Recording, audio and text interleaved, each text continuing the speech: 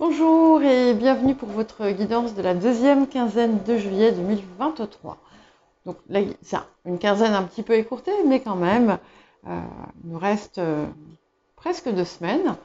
Donc voilà, j'espère que ça pourra vous éclairer. N'oubliez pas que toutes les guidances sont générales, donc elles peuvent très bien ne pas du tout résonner avec vous ou certaines seulement par certains côtés, et c'est normal. Donc n'hésitez pas à consulter aussi votre ascendant, votre signe lunaire, les signes où vous avez des amas planétaires et également le signe où se situe votre nœud lunaire nord. Vous trouverez en fait sur la page d'accueil, il y a un onglet communauté et c'est le poste qui est le premier poste. Donc en fait il vous faudra dérouler un petit peu, mais il n'y a pas beaucoup de publications. Et là, j'ai indiqué toutes les années en fait de passage des nœuds lunaires. Je vous invite également à aller voir les liens que je vais mettre en description. Un qui vous redirigera vers la page d'un site, le site de Nymphéa Estemadenia dont je vous ai déjà parlé. Et c'est la page qui décrit les différentes familles d'âmes, parce que je sais que certains se posent des questions sur leur cheminement. Donc ça peut vous apporter déjà des indices. Je vous mettrai d'ailleurs également le lien à nouveau vers leur chaîne YouTube. Alors bien entendu, vous pouvez me contacter aussi si vous voulez un accompagnement, une guidance, un coaching. Je fais toutes ces choses, mais voilà, je pense que Nymphéa et Estemadenia gagnent à être connus parce que ce qu'ils font est, j'ai envie de dire, hors norme et très enrichissant. Voilà.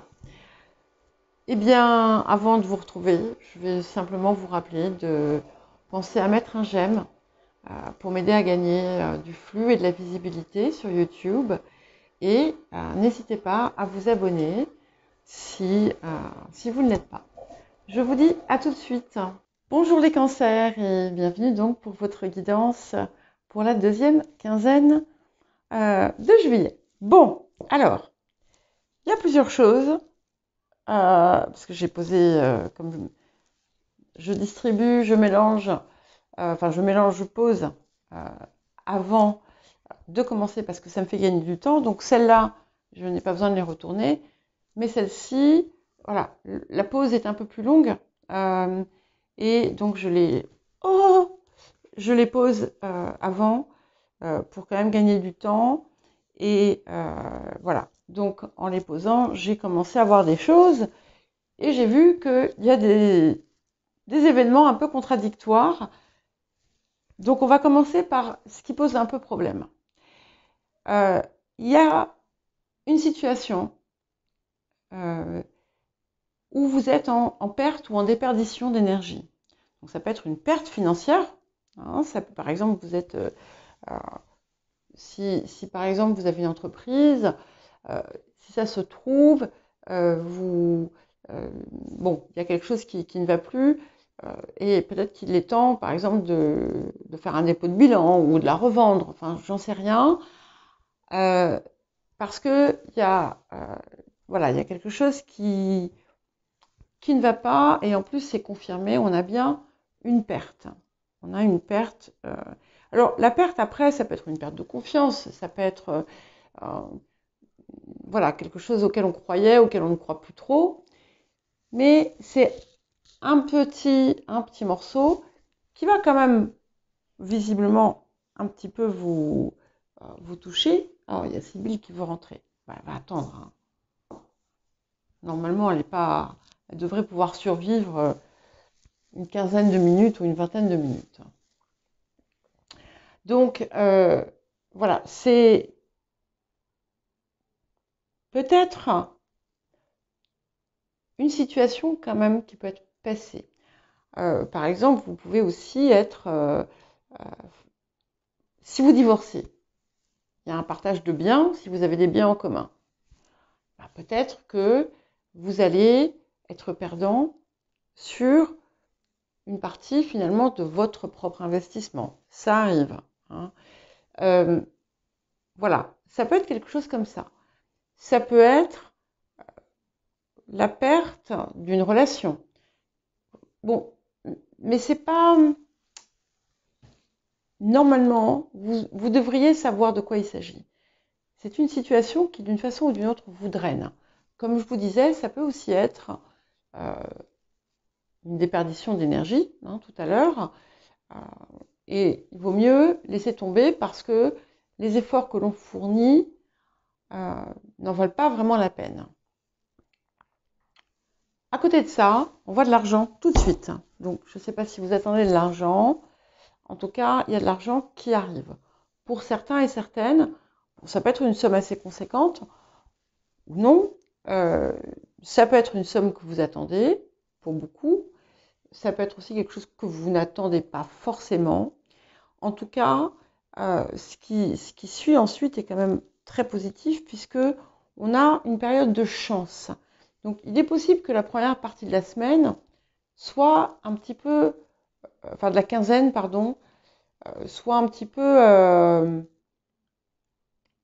peu plus lourde, on va dire. Donc, j'ai envie de vous dire aussi, ne faites pas de placement qui pourrait être risqué en ce moment. Si par exemple c'est quelque chose qui vous parle. Donc, on a peut-être un début où on se sent un peu vidé, un peu désabusé, mais ça va vite changer, vite rentrer dans l'ordre parce que on retrouve la joie, l'enthousiasme et tout vous réussit. Et ça, c'est important. C'est que c'est pas parce qu'il y a eu un échec ou quelque chose qui ne s'est pas passé comme vous le désiriez que c'est ce qui marque tout. Donc, et ça, c'est important à voir. Ensuite, donc, je vous disais, oui, on a cette période de chance. Par contre, il y a une petite mise en garde. Ne cherchez pas à faire du préjudice à quelqu'un, ça se retournerait contre vous. Voilà, donc, et voilà, soyez droit, soyez intègre, soyez honnête, et même si quelqu'un, par exemple, je crois que j'ai déjà sorti cet exemple, si quelqu'un vous fait une queue de poisson en voiture, ne lui faites pas un bras d'honneur, on ne sait jamais, si ça se trouve c'est un psychopathe, et il va s'arrêter et taper dans votre voiture. Voilà, c'est un appel à la vigilance. Voilà, de faire attention à ce qu'on dit, faire attention à ce que l'on fait, de ne pas blesser, de ne pas piquer, parce que ça pourrait être négatif. C'est pas bien méchant, parce que comme je vous dis, on a une belle période de chance. Et en plus, il est possible que pour certains, vous vous lanciez dans une activité ou dans quelque chose qui va vous faire un grand bien. Peut-être que vous allez partir en vacances, je ne sais pas. En tout cas, c'est plutôt plaisant. On a aussi cette possibilité de voyage qui va très très bien se passer. Possibilité aussi de retrouver quelqu'un que vous n'avez pas vu depuis longtemps. De nouer de nouvelles relations et vraiment de passer des moments extrêmement chaleureux et agréables. Donc, ce petit truc, c'est un petit couac, ok? C'est pas méchant. Alors, peut-être que, pour certains, si vous devez faire une route, il peut y avoir un petit souci. Par exemple, vous pourriez avoir un pneu qui crève. Mais ça va être, voilà, pas beaucoup, et c'est rien par rapport au reste. Alors, à quoi vous appelle-t-on en cette période? Alors, nous avons le monde inférieur et nous avons l'esprit avec Mercure et ici le monde inférieur. Alors, je vais juste aller ouvrir. Donc, nous avions donc le monde inférieur et Mercure. Ce qui est très très intéressant, je suis à chaque fois estomaquée, c'est qu'en fait, ces deux cartes vous disent la même chose, hein, en substance. Le monde inférieur vous dit qu'il est temps maintenant d'aller chercher en vous, d'aller sortir tous vos trésors cachés, toutes vos ressources.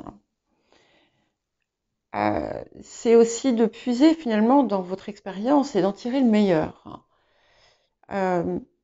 De même pouvoir vous approprier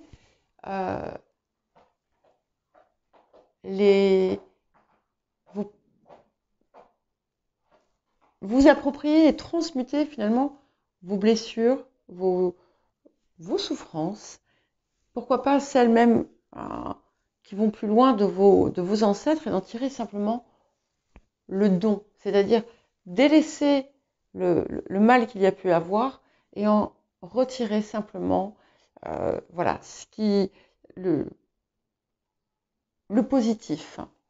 Mais je pense qu'ici on est vraiment dans vos ressources, celles que vous n'utilisez pas, et peut-être pour certains et certaines que jusqu'à présent vous aviez ignoré. Et Mercure, ici, dans cet appel, il vous enjoint à la même chose. Il vous dit que vous avez des talents que vous laissez en dormance, en quelque sorte. Et il est temps à présent de les utiliser. La période va être propice. Et il est possible qu'il y ait un lien entre ça et cette activité que vous allez faire aussi, qui va vous aider à peut-être surmonter un petit problème, hein, pas très agréable. Et axe de guérison et de transformation, nous avons la source. Et la source, donc c'est l'amour inconditionnel, dans sa signification de carte profonde, c'est aussi le cœur. Je crois que vous, particulièrement, ça fait un moment que je vous bassine avec ça, je pense qu'il n'y a pas d'autre mot. Je suis un peu lourde. Mais voilà, je vous dis ce qui me vient. Hein. C'est vraiment la possibilité d'élargir votre cœur, votre mettre de l'amour finalement dans tout ce que vous faites et voir l'amour en chacun plutôt que d'y voir ses côtés sombres. Bon, certains vont critiquer ce que je dis, mais il peut y avoir du bien, du bon à faire ça, à dépasser ça, le réactionnel, et vous connecter finalement, vous aligner aussi. Hein. C'est aussi un appel à s'aligner et à récupérer aussi tout ce que vous êtes et que vous n'utilisez pas. Ouais. Intéressant. Alors là, on a quelque chose effectivement qui touche le cœur, puisque un des axes donc, de guérison ici, c'est un chagrin. On a la carte du chagrin poignant, donc c'est le cœur brisé. Donc il y a peut-être que cette perte, cette chose qu'on vous suggérait de laisser, ça pouvait être une personne ou une situation, et c'est quelque chose qui vous fait mal. Et pourtant c'était nécessaire. Ce n'était pas, en fait, peut-être que là où vous aviez vu l'amour, c'était autre chose, par exemple.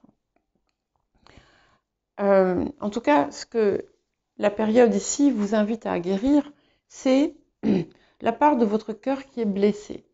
Et ce qui va vous aider, finalement, à la guérir, ça va être aussi le rapprochement avec l'exhumation de vos trésors cachés. Vous allez certainement comprendre à quel point votre intuition, certains peut-être dons même, sont puissants. Et ça va vous aider à découvrir un tout nouvel univers, hein. Et ça va vous ouvrir des portes. Ok.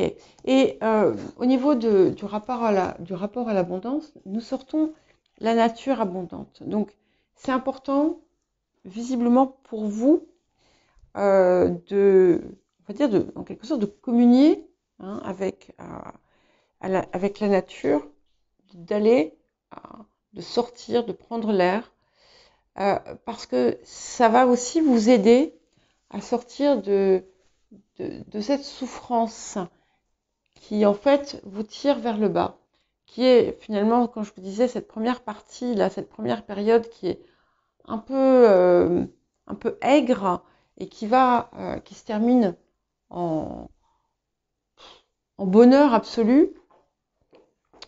Et le contact, justement, comme je vous disais, avec la nature, avec l'extérieur, les étoiles, les arbres, le jardin, la mer, tout ça, ça va vous réélever. Et c'est là que vous allez peut-être aussi avoir ces choses qui vont vous venir et que vous allez découvrir en vous des choses que vous aviez ignorées. Alors, je ne sais pas si on voit ce que fait mon chat. Elle gratte la porte en espérant qu'elle va s'ouvrir. Assez incroyable quand même, hein. Bon, je vais 2 fois obligée de couper la vidéo pour Sibylla. Voilà, normalement, elle ne devrait plus venir toquer avant, je dirais, au moins 1 heure.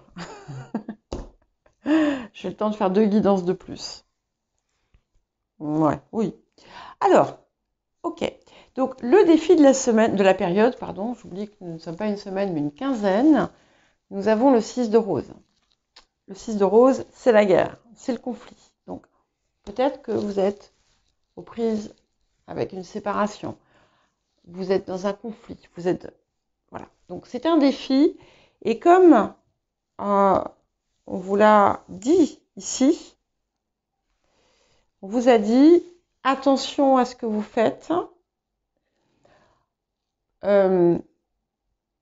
Même si vos actes vous paraissent justifiés, soyez vigilants que ça ne se retourne pas contre vous.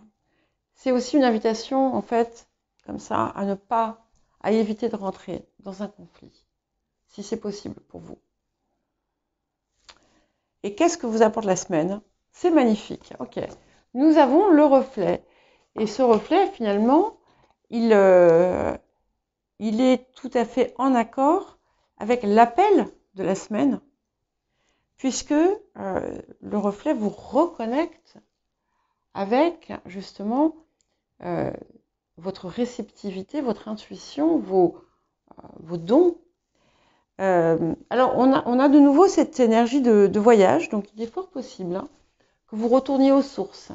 Peut-être que, pour certains et certaines, bien entendu, hein, mais pour d'autres, il peut y avoir un voyage qui va être inspirant pour vous, ou pas de voyage, ça peut être tout simplement ce voyage intérieur qui va vous apporter énormément. Et je vous promets, je vois cette fin de période absolument magnifique, hein. Donc, voilà. Pensez votre cœur. P-A-N-S, hein, pas P-E-N-S, bien entendu. Pensez votre cœur, guérissez cette blessure. Vous avez en vous tout ce qu'il faut. Et vous allez voir, vous allez le ressentir. Voilà pour vous les cancers. Bien écoutez, je vous souhaite une très jolie quinzaine et je vous dis à très bientôt.